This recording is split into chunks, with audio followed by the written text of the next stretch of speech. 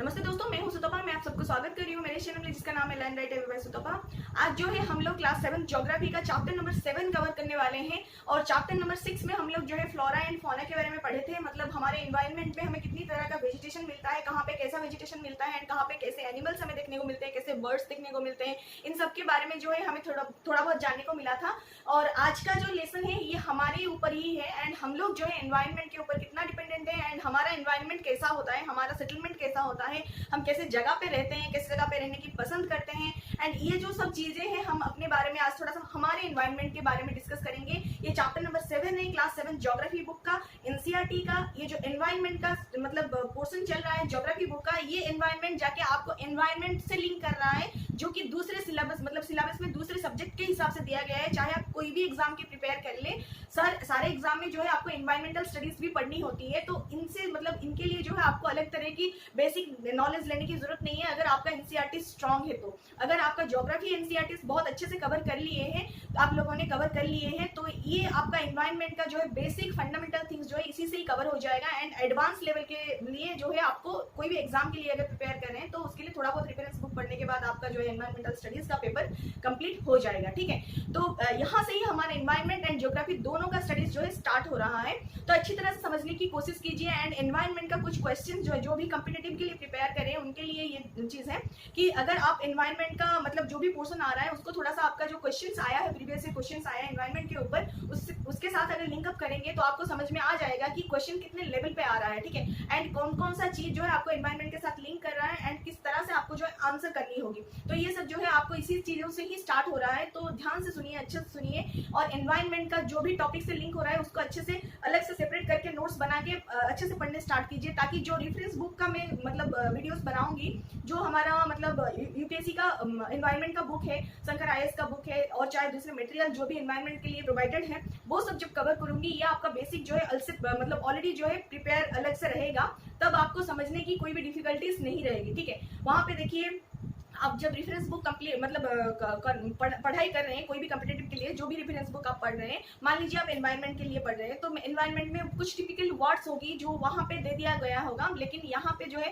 मतलब एनसीईआरटी में जिस तरह से वो टिपिकल वर्ड्स का एक्सप्लेनेशन आपको मिलेगा, डेफिनेशन प्रॉपर डेफिनेशन मिलेगा, वहां पे फिर डेफिनेशन नहीं मिलेगा, वहां पे डेफिनेशन से आगे आपको उसको यूज करके जो हमारा रिलेटेड स्टडीज होगा वही आपको मिलेगा रेफरेंस बुक में। ठीक है, तो बेसिक आपका जो नॉलेज है यहाँ से ही बिल्डअप हो रहा है, तो एनसीईआरटी को समझने की एंड याद रखने की बहुत ज्यादा हमारा जरूरत रहता है। ठीक है, तो तभी जाके हमें जो है एडवांस बुक्स अच्छी तरह से समझ में आएंगी एंड अच्छी तरह से हमारा जो है दिमाग में एकदम से इम्प्रिंट हो जाएगा। अगर आपका एनसीईआरटी क्लियर है तो उसके साथ साथ आपका जो है रेफरेंस बुक भी एकदम से बहुत ही इजी हो जाएगा। अगर आपका एनसीईआरटी समझ में नहीं आया है या फिर आपने ऐसे ही रट लिया है, तो मान लीजिए कि रेफरेंस बुक जो भी है आपको कोई हेल्प नहीं करने वाली। ठीक है, क्योंकि उनको पढ़ने के लिए समझने के लिए आपको बैक टू द स्टडीज फिर एनसीईआरटी में आना ही होगा, यहाँ पे कॉन्सेप्ट क्लियर करना ही होगा, फिर जाके आप रेफरेंस बुक को क्लियर करेंगे। ठीक है, इस तरह से जो है ये लिंकअप हो रहा है, तो अच्छी तरह से एनसीईआरटी को समझ लीजिए।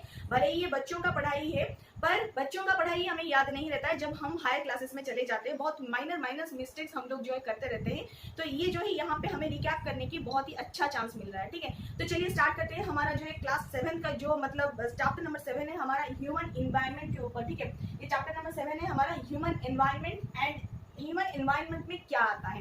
ह्यूमन एनवायरनमेंट मतलब क्या होता है, जहाँ पे लोग रह रहे हैं। ठीक है, उनका जहाँ पे मतलब रह रहे हैं वहाँ का हमारा सेटलमेंट का एरिया कैसा है, मतलब हमारा आसपास का सोसाइटी का कंडीशन कैसा है, हम किसके ऊपर डिपेंडेंट हो रहे हैं, कितना डिपेंडेंट हो रहा है, कौन सा चीज जो है हमें चाहिए रहता है, किस तरह से क्लाइमेट से हम लोग जो है एडजस्ट कर रहे हैं, एडजस्ट करने के लिए हमें क्या करनी पड़ रही है, तो ये सब जो चीजें होती है हमारा ह्यूमन एनवायरनमेंट के अंदर ही आता है।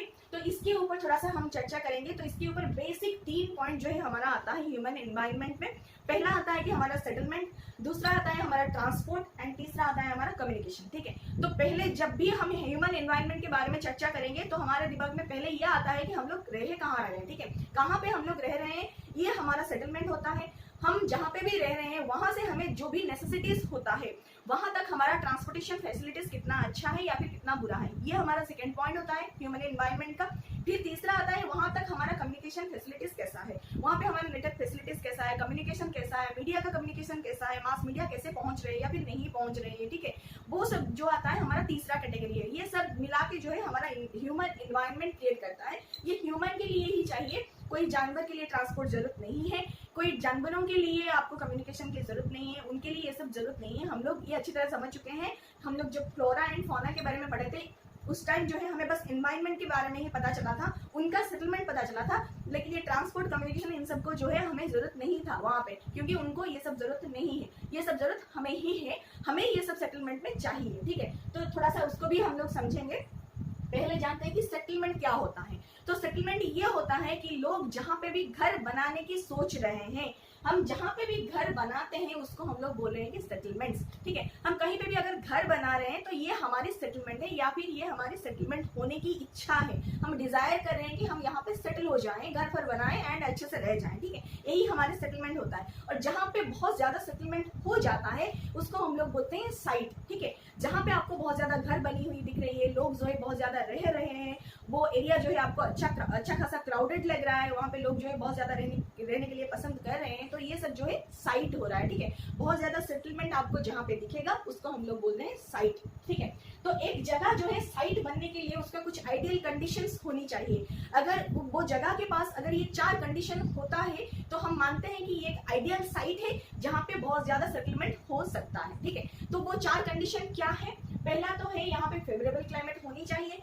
जहाँ पे भी आप देखेंगे कि अच्छा खासा घर बना हुआ है, बहुत सारे लोग रह रहे हैं, बहुत सारे घर बन चुका है, सेटलमेंट बहुत सारी बन चुकी है, तो आप पक्का वहाँ पे देखेंगे कि यहाँ का क्लाइमेटिक कंडीशन जो है अच्छा है, फेवरेबल है। जो भी लोग रह रहे हैं वहाँ का क्लाइमेट जो है उनके लिए फेवरेबल वहाँ पे होती है, तभी जाके वो लोग वहाँ पे रह रहे हैं, ठीक है। एक तो है फेवरेबल क्लाइमेट होनी चाहिए, क्लाइमेट जो है फेवरेबल होनी चाहिए, अच्छा लगनी चाहिए, अनुकूल मतलब वातावरण जो है होनी चाहिए। दूसरा आता है अवेलेबिलिटी ऑफ वाटर, ठीक है। वाटर सबके लिए नेसेसिटी होता है, बहुत सारी हमारे जरूरतें जो है वाटर से ही फुलफिल होता है, तो वाटर की फैसिलिटी जो है वहाँ पे अच्छी होनी चाहिए, तभी जाके वहाँ पे सेटलमेंट पॉसिबल है।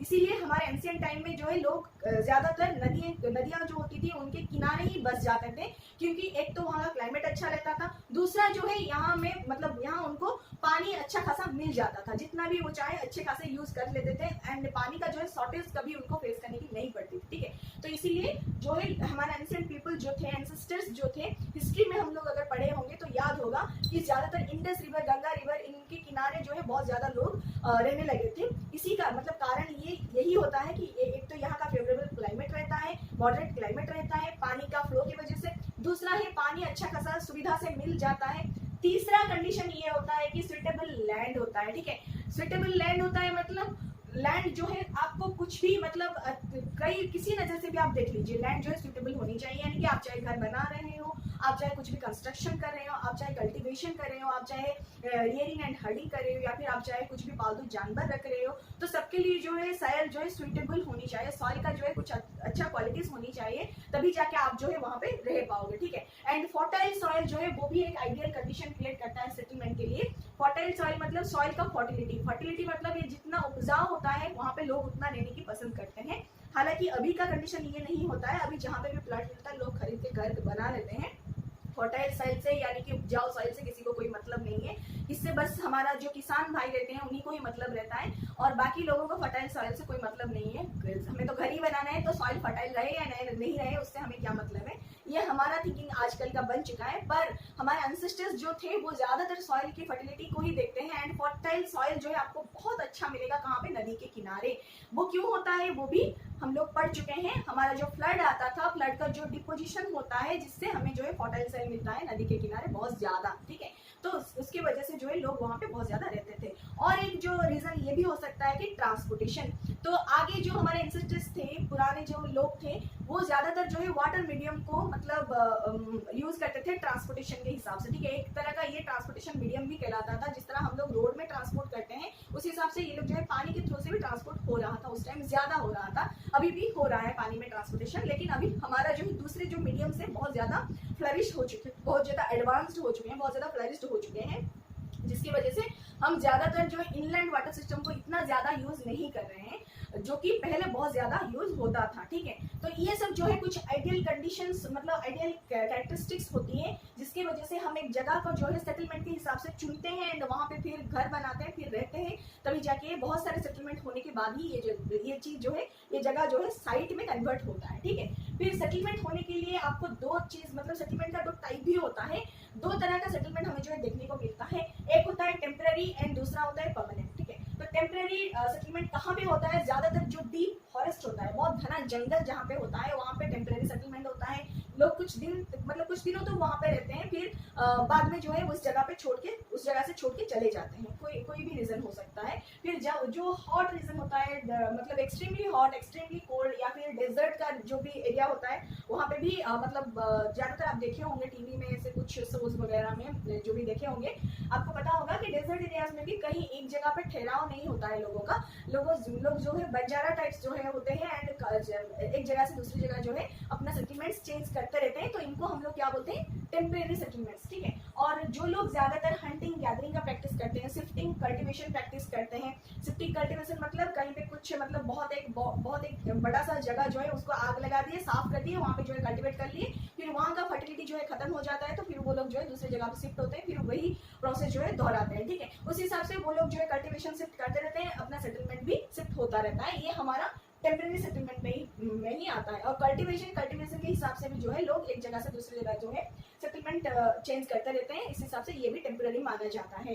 फिर जो है ट्रांसह्यूमंस यानी कि जो लोग जो है चराते हैं, गाय या फिर भैंस या फिर कुछ भी चराते हैं, तो वो जो है बहुत दूर जगह पे एक जगह पे कुछ दिनों तक रह जाते हैं, चराते हैं, फिर वहां से जो है फिर कुछ दिनों के बाद शिफ्ट हो जाते हैं कहीं दूसरी जगह पे, ठीक है। या फिर अपना जो मतलब जो भी उनका हैबिट है, जो भी उनका मतलब पैसा कमाने का जो भी तरीका है, मान लीजिए कोई मतलब एक उसके पास जो है बहुत सारा भैंस था, वो कुछ दिनों के बाद जो है अपना भैंस सारा बेच डाला एंड कुछ अपना और एक तरीका निकाल दिया जो है पैसा कमाने का, तो उस हिसाब से मान लीजिए वो कुछ मतलब बकरी ही रख लिया, तो उस हिसाब से जो है उसका साइट सिलेक्शन भी चेंज होता है, ठीक है। तो भैंस जब रखा था वो, तो वो कुछ और जगह पे जा रहा था, उसका नीड कुछ और ही था, लेकिन जब वो बकरी रखने लगा तो उसके लिए जो है बहुत ज्यादा मतलब घास फूस की जरूरत पड़ी, बहुत ज्यादा घना जंगल की जरूरत पड़ी, तो वहाँ पे जो है वो अपना साइट सेटलमेंट जो है चेंज कर लेता है, उस हिसाब से जो है अपना पैसा भी चेंज कर लेता है, अपना जो है हैबिट ऑफ इनकम जिस वे से आता है, उसका इनकम का सोर्स जिस वे से आता है वो चेंज होता है, तो उसका सेटलमेंट भी जो है चेंज हो जाता है, ठीक है। उसको हम लोग क्या बोलते हैं, ट्रांसह्यूमंस बोलते हैं, ठीक है। ये जो लोग होते हैं कि जिनका मतलब इनकमिंग सोर्स जो है बार बार चेंज होता रहता है, तो उस हिसाब से जो है उनका सेटलमेंट भी चेंज होता रहता है, एंड सेटलमेंट के हिसाब से जो है ये लोग घर बनाते हैं या फिर रहते हैं, टेम्पररी सेटलमेंट में ही रहते हैं, ठीक है। और फिर परमानेंट सेटलमेंट में क्या आता है, तो परमानेंट सेटलमेंट में यह आता है कि जहाँ पे हम लोग डिसाइड करते हैं कि एकदम से यहाँ पे जो है घर बनाया जाए एंड रहा जाए, जब तक हम जिंदा है हम लोग यहाँ पे ही रहेंगे। आप लोग देखे होंगे बहुत लोग ऐसे होते हैं कि जो है घर एक जगह पे फिक्स बना लेते हैं एंड जो है सुने होंगे आप, घर पे ऐसे बात किए होंगे कि मतलब करते हुए सुने होंगे बड़े बुजुर्ग जो होते हैं कि हमें और कहीं नहीं जाना है, हमारा घर वर बन गया और बहुत अच्छे से जो है हम लोग अभी यहाँ पे ही रहेंगे, और चाहे जितना दिन हम जिंदा रहेंगे बस यही पे ही रहेंगे, ठीक है, और हमें कहीं और जाना आना नहीं है, ये हमारा परमानेंट घर बन गया, ठीक है। तो यही बात जो है आपको परमानेंट सेटलमेंट दिलाता है, ये इसी को हम लोग जो है बोलते हैं परमानेंट सेटलमेंट, ठीक है। तो इसी हिसाब से जहाँ पे आपको ज्यादा आपको परमानेंट सेटलमेंट दिखेगी उसी को हम लोग जो है परमानेंट साइट बोलते हैं, ठीक है। मतलब ये परमानेंट सेटलमेंट वाला साइट है। और जहाँ पे टेम्परेरी सेटलमेंट बहुत ज्यादा आपको देखने मिलेगी, वो साइट भी उस तरह से टेम्परेरी ही होता है। आपको अभी देखने को मिलेगा कि यहाँ पे बहुत ज्यादा लोग रह रहे हैं, कुछ दिनों के बाद यहाँ पे देखने को मिलेगा कि ये लोग जो यहाँ पे थे अभी यहाँ पे नहीं है, इनका यहाँ पे जो काम था वो खत्म हो चुका है, ये लोग दूसरा काम करें एंड दूसरे काम के हिसाब से दूसरे सेटलमेंट भी बना रहे हैं, ठीक है। ये जो है ट्रांसह्यूमंस होता है एंड इसी को ये जो एक्टिविटीज होता है जो कि टेम्परेरीली इनको जो है इनकम देता है एंड फिर कुछ दिनों के बाद इनका सोर्स ऑफ इनकम जो है फिर से चेंज होता है, तो इनका सेटलमेंट भी चेंज होता है। इस हिसाब से जो है हम इनका जो सेटलमेंट होता है इनको हम लोग क्या बोलते हैं, टेम्परेरी सेटलमेंट बोलते हैं, ठीक है। तो ये था दो कैटेगरी। फिर और दो कैटेगरी होता है सेटलमेंट का, एक होता है रूरल एंड दूसरा होता है अर्बन, ठीक है। तो सेटलमेंट एक रूरल एरिया में हम लोग देखेंगे एक टाइप का होता है, अर्बन एरिया में जो देखेंगे हम लोग दूसरे टाइप का होता है। रूरल एरिया में जनरली लोग जो भी सेटलमेंट करते हैं वो किस तरह का होता है, किसके ऊपर बेस होकर होता है, एग्रीकल्चर के ऊपर, फिशिंग के ऊपर, फॉरेस्ट्री, क्राफ्ट वर्क, ट्रेडिंग, ये सब जो करते हैं जनरली रूरल एरिया पे आपको ज्यादा देखने को मिलेगा। बहुत ज्यादा लोग आपको एग्रीकल्चर के ऊपर डिपेंडेंट होते हुए देखने को मिलेंगे, फिशिंग करते हुए देखने को मिलेंगे, फॉरेस्ट्री में मतलब जैसे कि फॉरेस्ट से कुछ कलेक्ट कर रहे हैं, कुछ मतलब वैसे लाख वगैरह कलेक्ट कर रहे हैं, फिर उसको जो है बेच रहे हैं, कुछ पत्ता वत्ता जो है मेडिसिनल प्लांट्स कलेक्ट कर रहे हैं, या फिर उनका जो है प्लांट्स के डिफरेंट पार्ट्स कलेक्ट कर रहे हैं, बेच रहे हैं। इस तरह का जो है आपको चीजें ज्यादातर रूरल एरिया में देखने को मिलेगा। क्राफ्ट वर्क में भी आप देख सकते हैं, लोहार सोनार जो भी है आप देखेंगे कि कारपेंटर्स बहुत ज्यादा वेराइटी का जो है आपको रूरल एरिया में देखने को मिलेगा। वो उनका जो है बाय जनरेशन ये चलता आता है एंड ये लोग जो है उसको ही कैरी आउट करते हैं आफ्टर जनरेशन, ठीक है। फिर ये ट्रेडिंग वगैरह भी आपको रूरल एरिया में देखने को मिलेगा, उस हिसाब से जो है उनका सेटलमेंट भी बन जाता है वहाँ पे। लेकिन अर्बन एरिया में किस तरह का सेटलमेंट हमें देखने को मिलता है, तो अर्बन एरिया में सेटलमेंट जो भी होता है हमें वहाँ पे देखने को मिलता है कि वो लोग ज़्यादातर मैन्युफैक्चरिंग कर रहे हैं, ट्रेडिंग कर रहे हैं, सर्विसेज दे रहे हैं। सर्विसेज यानी कि डॉक्टर है, कोई इंजीनियर है, कोई टीचर है, कोई कुछ है, तो कोई मतलब हमें जो है सर्विसेज मिल रहा है, ठीक है, उनकी वजह से डिफरेंट हमें सर्विसेज मिल रहा है, तो इस हिसाब से हमें जो है सेटलमेंट्स देखने को मिल रहा है। और ज़्यादातर सेटलमेंट जो है रूरल एरियाज में मतलब दो तरह के देखने को मिलता है। ये एक होता है हमारा कॉम्पैक्ट, दूसरा होता है स्कैटर्ड, ठीक है। रूरल या फिर आप अर्बन दोनों जगह पे आप देख सकते हैं। तो कॉम्पैक्ट स्कैटर्ड जो सेटलमेंट होता है एक्चुअली में क्या होता है, तो कॉम्पैक्ट ये होता है जहाँ पे आपको एकदम से गुच्छी हुई मतलब बहुत सारे सेटलमेंट्स देखने को मिलेगा, लगेगा कि मतलब बहुत ज्यादा लोग जो है यहाँ पे रह रहे हैं।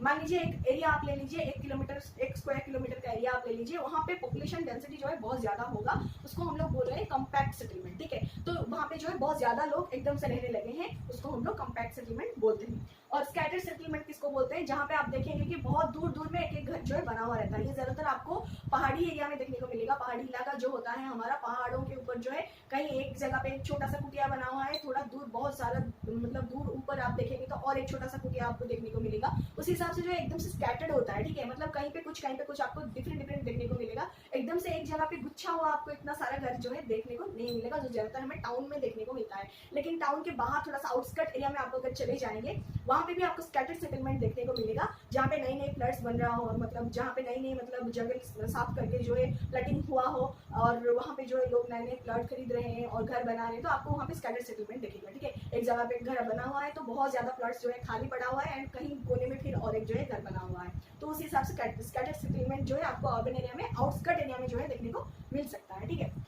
ये था हमारा सेटलमेंट के बारे में। और जहाँ पे ज्यादातर हैवी रेनफॉल होता है वहाँ पे लोग कैसे रहते हैं, उस जगह पे सेटलमेंट कैसा होता है, ठीक है। तो जहाँ पे हैवी रेनफॉल ज्यादा होता है वहाँ पे पानी जमने की चांसेस होती है, पानी जो है एक जगह पे प्लग होके रहने की चांसेस होती है, तो वहाँ पे लोग ज्यादातर क्या करते हैं ना, पिलर लाइक स्ट्रक्चर देते हैं नीचे, फिर उसके ऊपर जो है एक मतलब एक स्ट्रक्चर ऐसे फ्लैट होकर रहता है, प्लेट टाइप का, जिसके ऊपर उनका घर रहता है, ठीक है। इस तरह से आप यहाँ पे एक डायग्राम बना हुआ है, देख सकते हैं कि ये जो है इनका 4 पिलर है, इससे थोड़ा सा ऊपर जो है एक प्लेट टाइप का एक हार्ड स्ट्रक्चर ये बना देते हैं, फिर इसको ऊपर जो है उनका घर बना हुआ रहता है, ताकि जब भी बारिश का पानी जम जाए या फिर क्लॉग हो जाए तो इनके घर के ऊपर इसका कोई इफेक्ट ना रहे, एंड ये जो है पिलर के अंदर ये पानी रहे, एंड इसका घर जो है पानी से बहुत ऊपर रहे, ठीक है। इससे जो है एक तो इनका घर जो है सुरक्षित रहता है, एंड दूसरा होता है कि इससे जो है जानवरों की जो हमें सांप या फिर कोई भी कीड़ा से घुसने की जो चांसेस होती है बहुत कम रहता है, क्योंकि घर थोड़ा ऊपर लेवल में रहता है, ठीक है। और इसको हम लोग क्या बोलते हैं, इसको हम लोग स्टिल्ट बोलते हैं। ये जो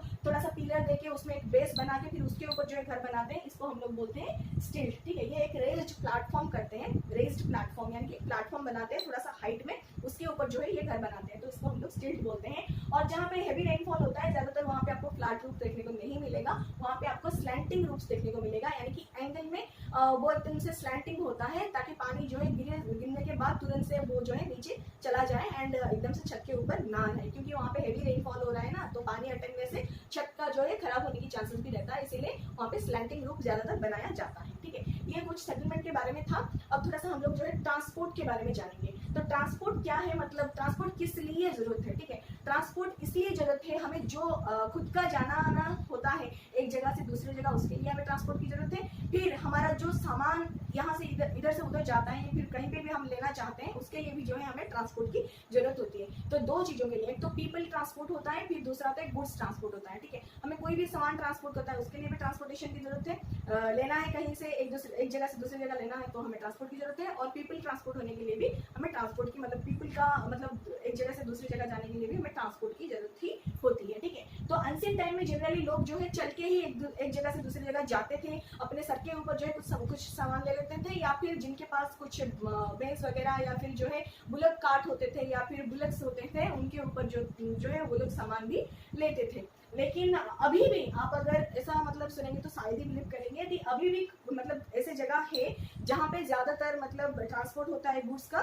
जानवरों की हेल्प से ही। तो उस हिसाब से कौन कौन से एरिया है, जो एंडस माउंटेन है साउथ अमेरिका का, वहाँ पे लामास जैसे एनिमल होते हैं, उनके ऊपर मतलब सामान जो है ट्रांसपोर्ट किया जाता है एक जगह से दूसरी जगह, ठीक है। उसी हिसाब से तिब्बत में आप देखे होंगे कि याक जो होता है आपको गुड्स ट्रांसपोर्ट करने में हेल्प करता है, ठीक है। अभी भी यहाँ पे जो है ये एनिमल्स यूज होते हैं ट्रांसपोर्टेशन के लिए, पीपल एंड गुड दोनों का ट्रांसपोर्टेशन के लिए यूज होता है। फिर पहले तो ये होता ही था कि ट्रांसपोर्टेशन बहुत ही मुश्किल था, लोग एक जगह से दूसरी जगह जो है बहुत मुश्किल से जा पा रहे थे। एंड जो भी दूसरे देश से हमारे देश की तरफ जो भी लोग आते थे, मतलब महीनों लग जाता था उनको हमारे देश में आने के लिए। ज़्यादातर वो रोडवे से ही आते थे, बहुत कम ही लोग ऐसे होते थे कि जो वाटर मीडियम से आते थे। तो महीनों महीनों लग जाता था लोगों को यहाँ पे आने के लिए। तो अभी जो है मतलब आफ्टर इन्वेंशन ऑफ व्हील, मतलब व्हील का इन्वेंशन होने के बाद ही हमारा ट्रांसपोर्ट जो है बहुत हमारे लिए बहुत ईजी हो चुका है। एंड हमें जो है तरह तरह का मतलब ट्रांसपोर्ट मीडियम भी देखने को मिला। After invention of wheel only हमें जो है रोड में ट्रांसपोर्ट मिला, जो कि हम बहुत सारे व्हीकल्स इन्वेंट किए। और फिर रेलवेज का भी हमें इन्वेंशन हुआ after invention of wheel only, ठीक है। तो रेलवेज में भी व्हील की जरूरत होती है, तो व्हील अगर नहीं होता तो रेलवेज रोडवेज कुछ भी ट्रांसपोर्ट जो है पॉसिबल नहीं हो पाता, ठीक है। तो इनमें व्हील का इन्वेंशन होने के बाद हमें बहुत ज़्यादा फायदा होता है एंड ट्रांसपोर्ट जो है हमारा बहुत ज़्यादा एडवांस्ड हो जाता है। एंड हमें जो है बहुत ज़्यादा ट्रांसपोर्टेशन फैसिलिटीज़ मिल जाता है डिफरेंट तरीके से। तो हमारा मेजर ट्रांसपोर्टेशन मीडियम क्या क्या होता है, 4 मीडियम होते हैं। पहला होता है हमारा रोड ट्रांसपोर्टेशन, यानी कि रोडवेज, जो कि हमारा मतलब ऐसे लैंड सरफेस के ऊपर हम लोग देखते हैं बहुत ही सबसे इजीएस्ट ट्रांसपोर्ट जो हमारा होता है वो रोडवेज होता है। सेकंड में आता है रेलवेज, फिर तीसरा आता है वाटरवेज, फिर चौथा आता है हमारा एयरवेज, ठीक है। तो इन सब में से रोडवेज जो है सबका मतलब बहुत ही ज़्यादा इकोनॉमिक रहता है, तो सबके लिए संभव हो पाता है। और रेलवेज भी आजकल बहुत ही चीप रेट में अवेलेबल है, तो बहुत लोग मतलब रेलवेज को भी मतलब अवेल कर पा रहे हैं। एंड वाटरवेज एंड एयरवेज जो है थोड़ा सा एक्सपेंसिव रहता है, तो ये सबके लिए जो है पॉसिबल नहीं हो पाता है। और ये जो है हमारा आजकल का एडवांस्ड मीडियम है। लगभग आपका जो सूर्य का टाइम था 19th सेंचुरी का, उस टाइम जो है हमारा एयरवेज का इन्वेंशन हुआ था। एंड इसके वजह से जो है हमारा बहुत ज़्यादा टाइम एंड एनर्जी दोनों सेव हो रहा है, और हम जो है दूर दूर तक का डिस्टेंस भी जो है बहुत कम टाइम पे ट्रैवल कर पा रहे हैं, बहुत कम एनर्जी लॉस किए हुए, ठीक है। तो ये सब जो है हमारा मेजर ट्रांसपोर्ट मीडियम्स था। पहले हम आज के ये लेसन में जो है हम रोडवेज को जानेंगे, और बाकी जो पार्ट 2 आएगा उसमें जो है हम बाकी तीनों कैटेगरी को भी कवर कर लेंगे, रेलवे, वाटरवे एंड एयरवे को। उसके साथ जो है हम थोड़ा सा कम्युनिकेशन के बारे में भी जानेंगे, ठीक है। तो पहला होता है roadways. Roadways generally mainly 5 type के होते हैं। तो उसमें हमारा कैटेगरी ये रहता है कि पहला आता है हमारा सबसे जो है लग्जरियस रोड जो होता है वो है एक्सप्रेस वेज, फिर आता है हमारा नेशनल हाईवेज, फिर आता है हमारा स्टेट हाईवेज, फिर आता है major district road, other district road, फिर आता है हमारा विलेज रोड, ठीक है। तो इन सब के हिसाब से हमें जो है रोड ट्रांसपोर्टेशन फैसिलिटीज मिलता है।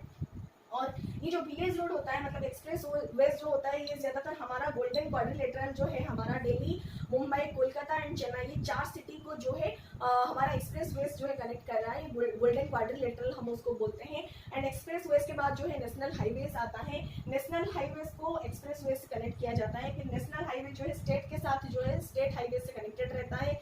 एंड स्टेट हाईवेज के बाद जो है ये डिस्ट्रिक्ट के साथ मेजर डिस्ट्रिक्ट रोड से कनेक्टेड रहता है।